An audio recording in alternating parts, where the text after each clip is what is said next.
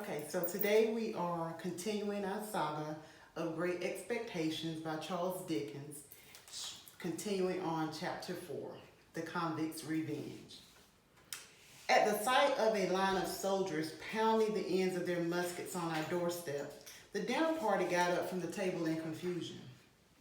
Miss Joe, coming back into the kitchen empty-handed, stopped short and stared in the midst of saying, "Gracious goodness, what's happened to the pie?"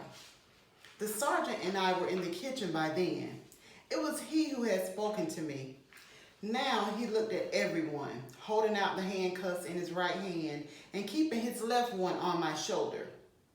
"Excuse me, ladies and gentlemen," he said. "I am chasing someone, and I want the blacksmith." "And what do you want with him?" answered my sister. She was angry at anyone's wanting Joe.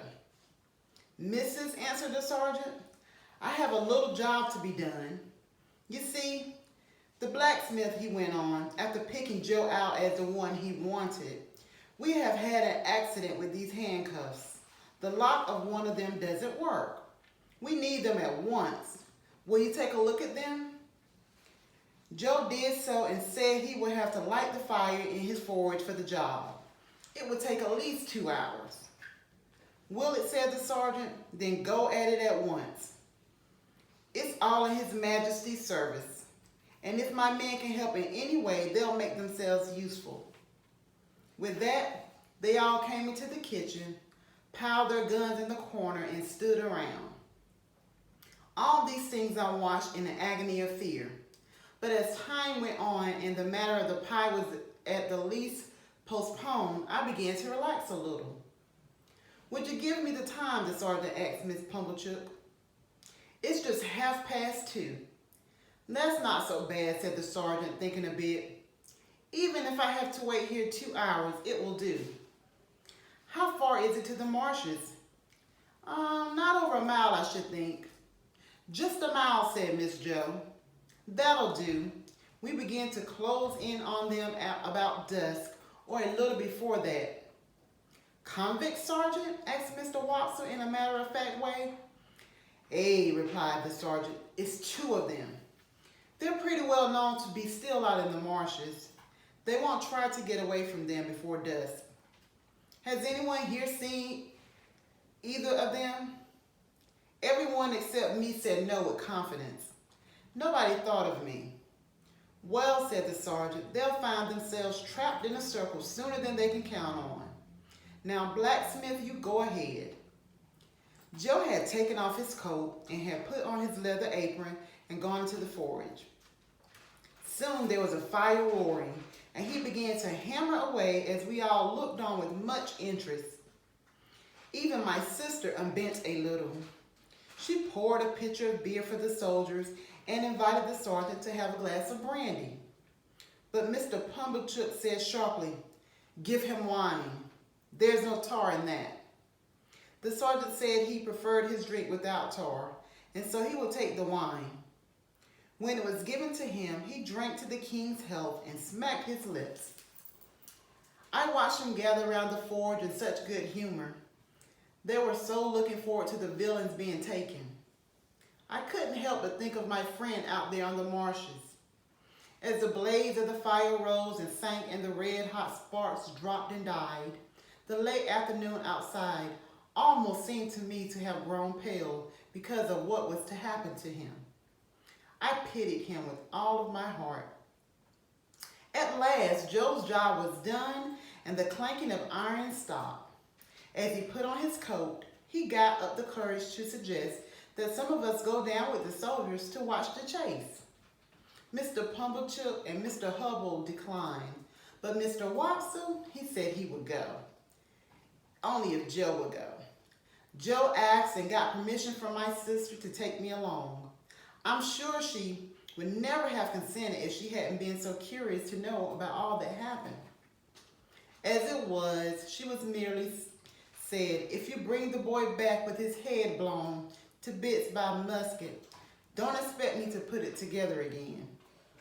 The sergeant said goodbye to the ladies and to Mr. Pumblechook. His men picked up their muskets and we started off. Mr. Wopsle and I received strict orders to keep to the rear and say no word until we reached the marshes. When we were all out in the chilly air and we were steadily moving forward, I whispered to Joe, "I hope we won't find them." And Joe whispered to me, "I'd give a shilling if they had run away, Pip." No one from the village joined us because the weather was cold and stormy. Darkness was coming, and everyone was celebrating the Christmas holiday. A few faces looked out the windows at us, but no one came out. We passed the signpost on the road and headed straight for the churchyard. Then the sergeant signaled me to stop while 2 or 3 of his men scattered among the graves, and they searched the church post.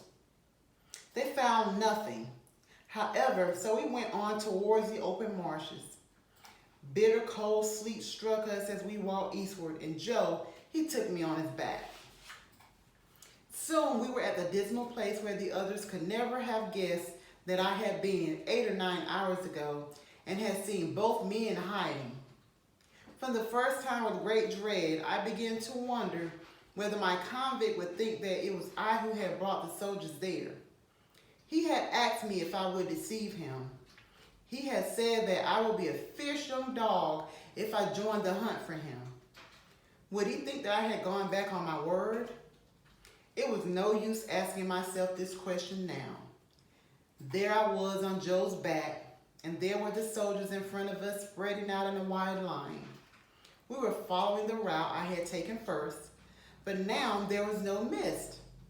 In the low red glow of sunset, the gibbet, the seawall, and the opposite shore of the river, they were plain to see, through all of a dark gray color. With my heart thumping against Joe's broad shoulders, I looked for any sign of the convicts that I could see. But I could see none. I could hear none.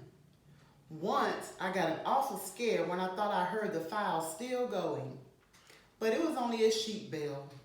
Except for sheep and cattle grazing around us, there was no break in the black stillness of the marshes. The soldiers were moving on in the direction of the seawall, when all of a sudden we stopped. For there had reached us on the wings of the wind and rain a long shout. It was repeated. It was at a distance toward the east, but it was very loud and clear. In fact, there seemed to be 2 or 3 shouts raised together, if one can judge from the confused sound. The sergeant and his nearest men were speaking under their breaths when Joe and I came up. Then the sergeant ordered that the sound should not be answered, but that his men should head toward it in double time. So we started to the right, and we pounded away so fast that I had to hold on tight to keep my seat. Down banks and up banks and over gates we raced. As we came near to the shouting, we could tell that it was made by more than one voice. Sometimes it seemed to stop altogether, and then the soldiers ran faster than ever, and we were right there after them. After a while, we were so close that we could hear one voice calling, "Murder!" and another voice, "Convicts! Runaways! Guard! This way for the runaway convicts." Then both voices seemed to be muffled in a struggle, and then would break out again. By this time, the soldiers were running like deer, and Joe and I were right after them. The sergeant ran in first when we had reached the voices. His men were right behind him with their guns cocked and leveled. "Here are both men," panted the sergeant, struggling at the bottom of a ditch. "Surrender, you 2 beasts. Separate." Water was splashing and mud was flying when some more men went down into the ditch to help the sergeant drag out my convict and the other one. Both were bleeding and panting and cursing. Of course, I knew them at once. "Be sure you see," said my convict, wiping blood from his face with his ragged sleeve and shaking torn hair from his fingers, "that I took him. I gave him up to you. Be sure of that." "It's not much to notice," said the sergeant. "It'll do you very little good, my man, since you're in the same fix yourself. Handcuffs there." "I don't expect this to do me any good. I don't want it to do more good than it does now," said the convict. "I took to him. He knows it. That's enough for me." The other convict was a terrible sight. In addition to the bruise on his left cheek, which I had noticed before, his whole face seemed to be bruised and torn. He could not even get his breath to speak until they were both handcuffed. He had to lean on a soldier to keep himself from falling. "Take notice, guard. He tried to murder me," were his first words. "Tried to murder him," said my convict scornfully. "I could have done it if I'd tried. I took him and I give him up. That's what I done. I not only prevented him from getting out the marshes, but I dragged him this far on his back to the prison ship.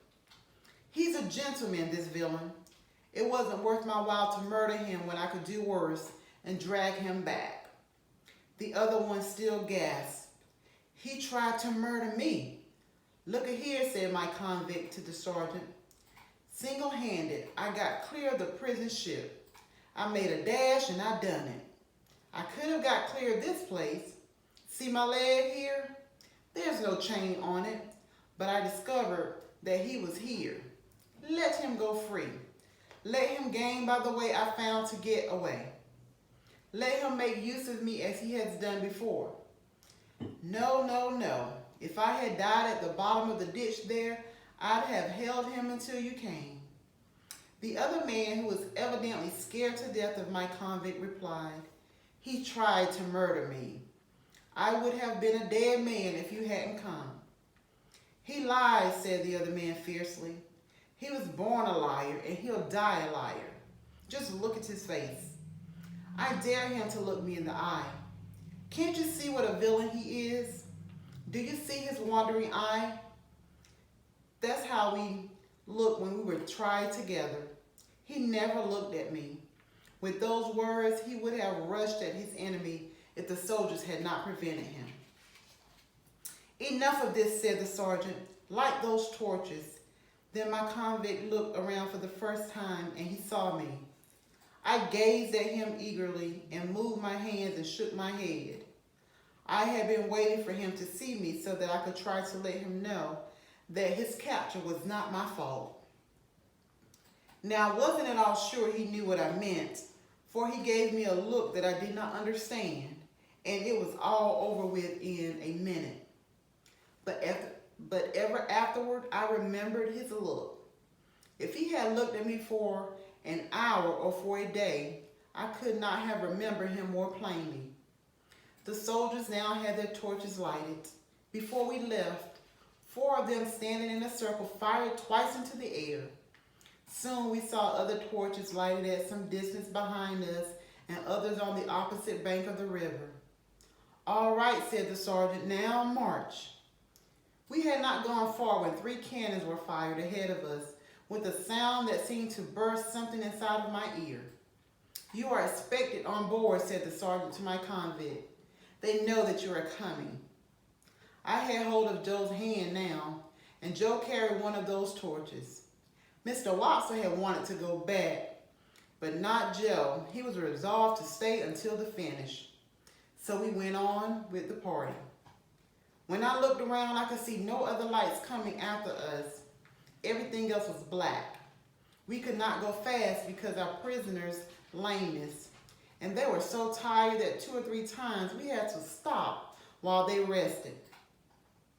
My convict never looked at me except that once, before he sent out to the ship. However, he turned to the sergeant and he remarked, "I wish to say something about this escape. It may prevent some persons being under suspicion because of me. A man can't starve, at least I can't. I took some wittles over yonder at the village." "You mean you stole?" said the sergeant. "And I'll tell you where from the blacksmith's." "Well, Pip," said Joe, staring at me.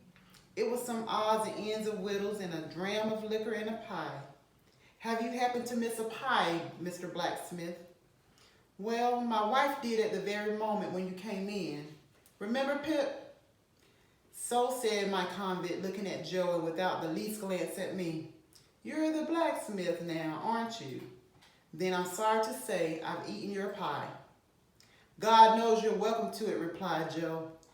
"We don't know what you would have done, but we wouldn't have but we wouldn't have you starve to death for it, would we, Pip?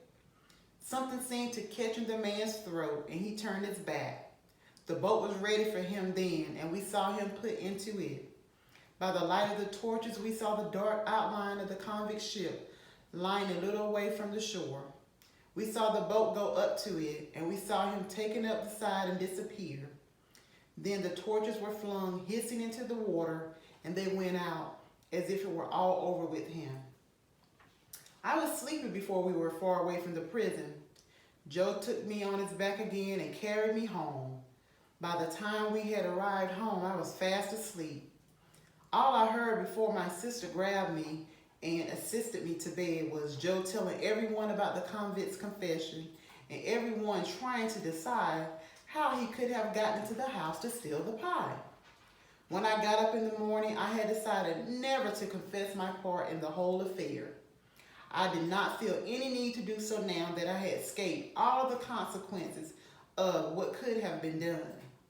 My conscience did not trouble me because of Miss Joe's loss, but I did love Joe.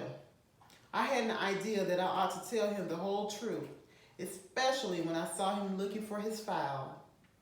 However, I didn't do so because I was afraid he might think bad of me, and I would lose the confidence and love of my companion and friend. In a very short time, no one in our house even mentioned what had happened that Christmas night. Chapter 4 of Great Expectations by Charles Dickens.